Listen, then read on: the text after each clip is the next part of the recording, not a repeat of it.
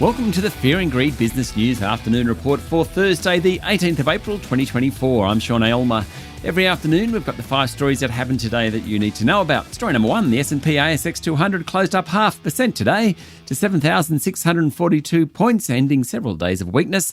Tech stocks led the way, as did the materials sector. Healthcare companies tended to underperform. Among the large caps, Rio Tinto ended up 2%, WiseTech Global was 1.6% higher, and Commonwealth Bank, Macquarie Group and National Australia Bank all closed about 1% better off.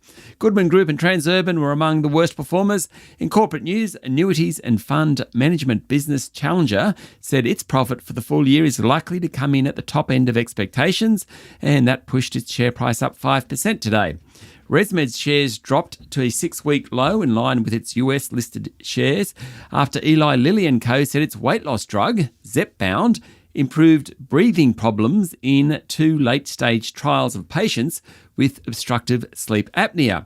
That, of course, is what ResMed does. It looks after people with obstructive sleep apnea.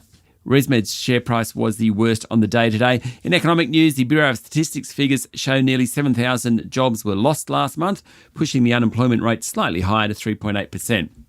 Story number 2, billionaire pubs owner Bruce Matheson has increased his stake in casino operator Star Entertainment.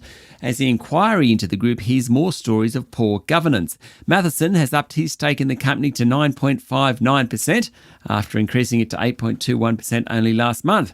Mr. Matheson has previously said Star is a wonderful asset, but it's also a gamble. Pardon the pun, given what's going on at the New South Wales Casino Regulators inquiry into Star.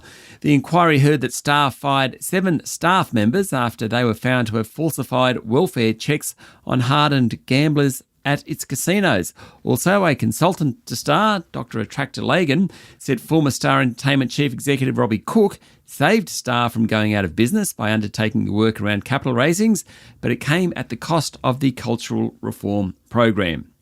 Story number 3, a hot summer and outages triggered by severe storms pushed wholesale electricity prices higher in the first 3 months of the year, but the good news is that there could be some relief next year. High temperatures and humidity during the 3 months increased demand, and a severe storm in Victoria sparked outages as congestion in the national grid stopped states sharing supply. The Australian Energy Regulator said average quarterly electricity prices in Queensland and Victoria increased by 20% and 9% respectively from a year earlier. The 2023-24 summer was Australia's 3rd warmest on record, bringing high demand for cooling, particularly in Queensland, where daily demand exceeded previous records 3 times during January to March. This is according to a story on AAP. The good news, government price caps on coal and gas have helped to stabilise prices in recent quarters. Story number 4, BHP has downgraded production volumes for its Queensland coal division and won't clarify what's happening to its troubled nickel business until August. BHP produced 68.1 million tonnes of ore in Western Australia's Pilbara region in the March quarter. It sold 69.7 million tonnes, thereby reducing some of its stockpile, according to the Financial Review. It received an average price of $106.30, that's US, a tonne. The quarterly update from BHP didn't provide any detail for the 3,000 workers employed at its WA nickel division. It's facing possible closure amid weak nickel prices. BHP said it will provide workers with clarity by August. Its share price closed up 1% today. And finally, story number 5, US President Joe Biden called China xenophobic while highlighting the Asian nation's economic woes and pushed for new tariffs on Chinese steel. 2 weeks ago, President Biden held a phone call with his counterpart Xi Jinping, and the sense was things were stabilising. But manufacturing, particularly blue-collar job losses in the US in an election year, is causing friction. According to Bloomberg, Mr. Biden said, and I quote, "They've got a population that is more people in retirement than working.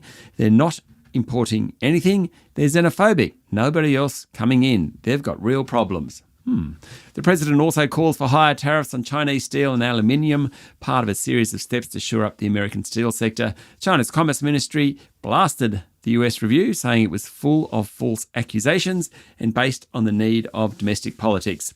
That's it for the afternoon report for Thursday, the 18th of April, 2024. Don't forget to hit follow on the podcast and find Fear and Greed on LinkedIn, Instagram, X, TikTok and Facebook.